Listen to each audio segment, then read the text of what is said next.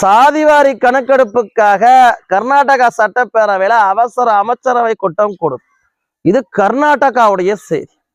பட்டியல் சமுதாயத்து மக்களுக்கான இடஒதுக்கீட 3 உட்பிரிவுகளாக பிரித்து சமூக நீதியை நிலைநாட்டுவதற்கு தயாராகிட்டு இருக்கு தெலுங்கானா.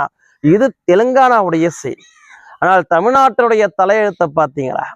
பொன்முடியுடைய ஆபாச பேச்சும், திருநெல்வேலியில அருவாள் வெட்டும், சங்கிலி பறிப்பும், அமைச்சர் செந்தில் பாலாஜியினுடைய தம்பியும் அமைச்சர் KN நேருனுடைய தம்பியும் தலைமறைவு செய்தியும், சேகர் பாபுனுடைய அடாவடிய பேச்சும் மிரட்டல் பேச்சும் தான் தமிழ்நாட்டினுடைய செய்தியா இருந்துகிட்டு இருக்கு. தமிழ்நாட்டினுடைய செய்தியா இருந்துகிட்டு இருக்கு. 70 வருஷமா சமூக நீதினு பேசி இந்த மக்களை சீரழிச்ச திமுக கொஞ்சமும் சமூக நீதிக்காக, சாதிவாரி கணக்கெடுப்புக்காக, பிற்படுத்தப்பட்ட பட்டியல் சமுதாயத்து மக்கள் மீதான அக்கறைக்கு செய்து கொடுக்கல. பாட்டாளி மக்கள் கட்சி தொடர்ச்சியா இடஒதுக்கீட்டுக்காக பாடுபட்டுக்கிட்டு இருக்கு, அவர்களுடைய போராட்டம் நடத்திக்கிட்டு இருக்கு. ஆனால் அதை குறித்தெல்லாம் கவலை கொள்ளாம பணத்தை கொடுத்து இந்த மக்களுடைய ஓட்டை வாங்கிடலான்னு திமுக தெனாவட்டா தெரிஞ்சுக்கிட்டு இருக்கு. ஆனால் திமுகவுடைய கூட்டணி கட்சியான காங்கிரஸ் கூட தன்னுடைய மாநிலத்துல சாதிவாரி கணக்கெடுப்பு நடத்துறாங்க, சமூக நீதியை நிலைநாட்டிக்கிட்டு இருக்கிறாங்க. இன்னைக்கு கர்நாடகா சாதிவாரி கணக்கெடுப்புக்காக அவசர அமைச்சரவை கூட்டம் கூடுது. ஆனால் திமுக ஒரு அனைத்து கட்சி கூட்டத்தையாவது கூட்டியிருக்கா? அன்புமணி ராமதாஸ் அவர்கள் எத்தனை நாளா வலியுறுத்துறாங்க? அனைத்து கட்சி கூட்டமாக கூட்டியிருக்க? எங்கேயாவது அக்கறை இருந்தா தானே. தெலுங்கானா மிக முக்கியமாக அதை கவனிக்கணும். அதை குறித்து அவசியமா பேசிய வேண்டிய கட்டாயத்துல இருக்கும். தெலுங்கானா அரசு மிக முக்கியமான ஒரு முன்முயற்சி எடுத்திருக்கிறாங்க.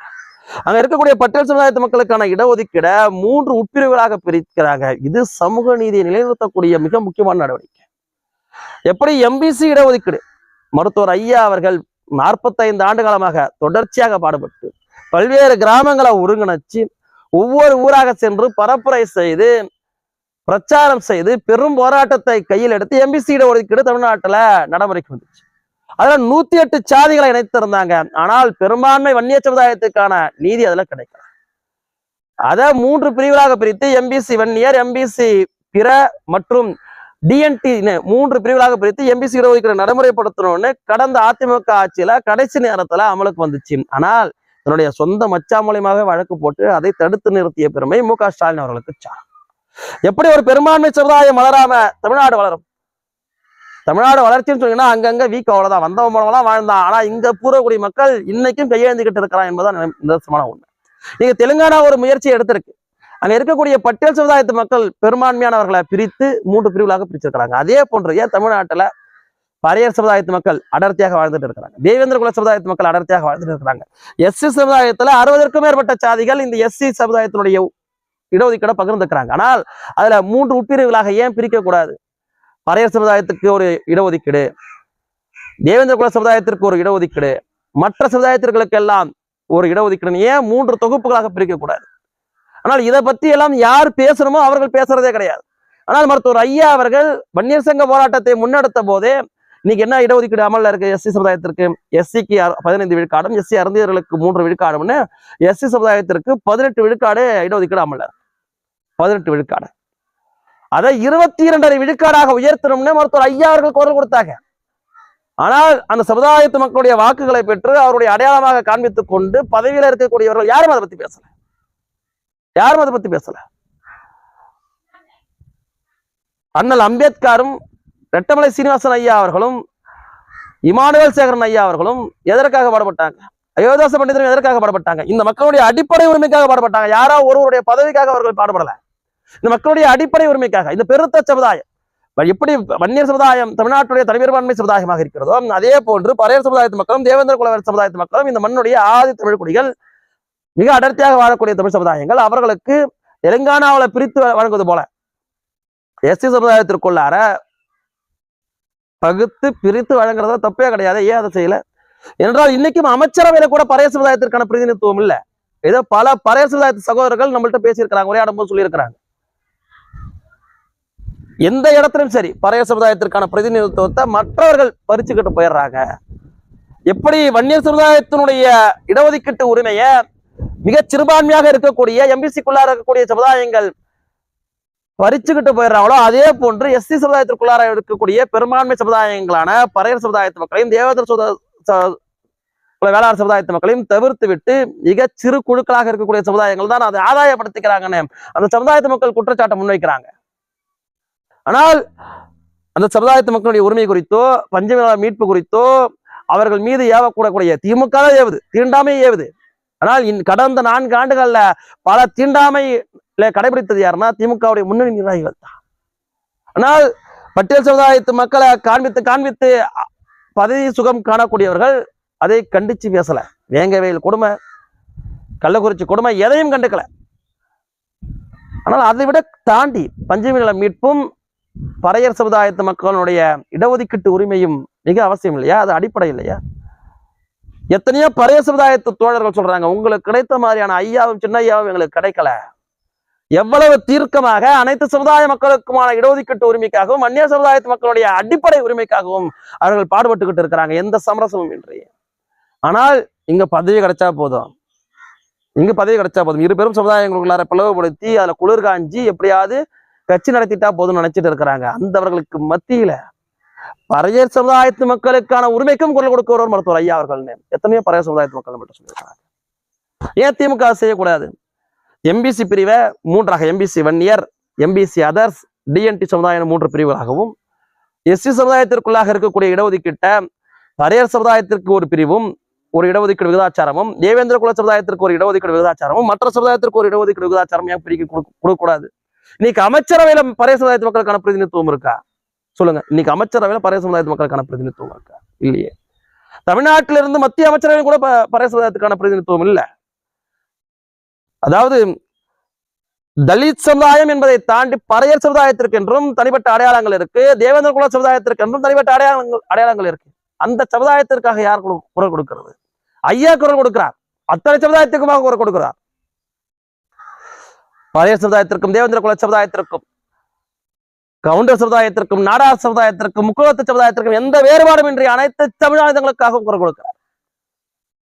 ஆனால் மற்றவர்கள் அதை பத்தி கவலைப்படுறாங்களா? ஐயா அவர்கள் இமானுவேல் சேகரன் அவர்களுக்கு மணிமண்டபம் கட்டுவதற்காக பாடுபட்டார், செய்து காண்பித்தார். அயோத்தாசர் பண்டிதர் பெயரில் மருத்துவ கல்லூரிய ஆட்சியில் இருக்கும்போது, அதிகாரத்தில் இருக்கும்போது நிறுவி காண்பித்தார். எஸ்சி அருந்ததி சமுதாயத்து இடஒதுக்கீடை சாதித்து காட்டினார். பட்டியல் சமுதாயத்து மக்களுக்கு மத்தியில் இடஒதுக்கீடு பெற்றுக் கொடுத்தார். ஆனால் திமுக ஏமாத்திக்கிட்டே இருக்கே உங்களை. திமுக ஏன் தெலுங்கானா செய்யறது போல எஸ்சி சமுதாயத்திற்குள்ளாகவும் 3 உட்பிரிவுகளை பிரிக்க கூடாது? இது முக்கியமான விஷயம் இல்லையா? பறையர் சமுதாயத்து சகோதரர்களை சிந்திக்கணுமா இல்லையா? தோழர்களை சிந்திக்கணுமா இல்லையா? கர்நாடகால சாதிவாரி கணக்கெடுப்பு நடத்துறதுக்காக அவசர அமைச்சரவை கூட்டம் கொடுத்து ஏன் நீங்க இன்னும் அனைத்து கட்சி கூட்டத்தை கூட கூடல? இது அத்தியாவசியம், அடிப்படை இல்லையா? இன்னும் எத்தனை காலத்துக்கு பாஜக உள்ள புந்துரும்? ஹிந்திய இது பண்ணிடுங்க. அது எல்லாம் நிச்சயம் பார்க்கிறோம். எல்லாத்தையும் தவிர்த்து தவிடுபடியாக்கி இங்கே தமிழுடைய ஆட்சி நிலை நடத்தணும். எங்களுக்கு இருக்கக்கூடிய கேள்வி பாஜக வேணாம், திமுக வேணாம், தேசியமும் வேணாம், திராவிடம் வேணாம், தமிழனுடைய ஆட்சி இங்க நிலை பெறணும். அதை ஏன் திமுக தடுக்குது? கலைஞருடைய பிறந்த நாளா செம்மொழி நாளா அறிவிச்சிருக்கீங்க. தமிழுக்கு என்ன பண்ணீங்க? தமிழர்களுக்கு என்ன பண்ணீங்க? அந்த கேள்வி இருக்கா இல்லையா?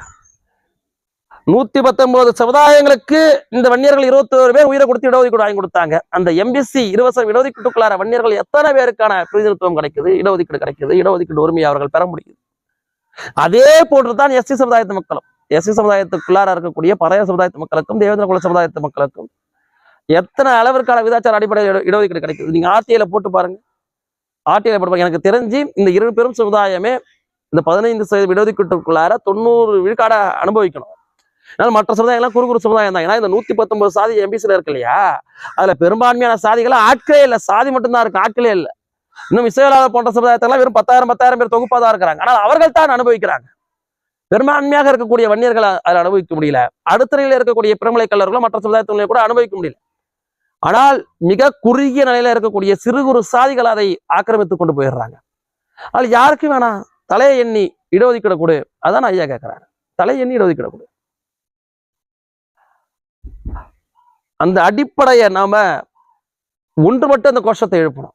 ஒன்றுபட்டு இந்த பிரித்தாளுகின்ற சூழ்ச்சியை செய்து நீங்க பாருங்க, வன்னியர் தமிழ்நாட்டினுடைய தனிப்பெரும்பான்மை சமுதாயம், இதை எத்தனையோ ஆணையங்கள் நிரூபிச்சு காட்டியிருக்கு. அதற்கு அடுத்த படிநிலையில பறையர் சமுதாயத்து மக்களும் அடர்த்தியாக வாழ்வாங்க, தேவேந்திர குல வேளாண் சமுதாயத்து மக்களும் அடர்த்தியாக வாழ்வாங்க. ஏன் அவர்களுக்கான இடஒதுக்கீடு கொடுக்கலீங்க? வன்னியராயா வஞ்சுக்கிறீங்க, வன்னியராயா வாழக்கூடாதுன்னு நினைக்கிறீங்க. பறையர் சமுதாயத்து மக்களுக்கான இடஒதுக்கீடு பகிர்ந்தளிக்கலாம் இல்ல, பிரித்தளிக்கலாம் இல்ல, உட்பிரிவுகளை ஏற்படுத்தலாம் இல்ல, தெலுங்கானா ஏற்படுத்துற மாதிரி. ஏன் அது செய்யறது இல்லை? தேவேந்திர குல வேளாண் சமுதாயத்து மக்களுக்கான இடஒதுக்கீடு அதுல உட்பிரிவு ஏற்படுத்தலாம் இல்ல, ஏன் செய்யறது இல்லை?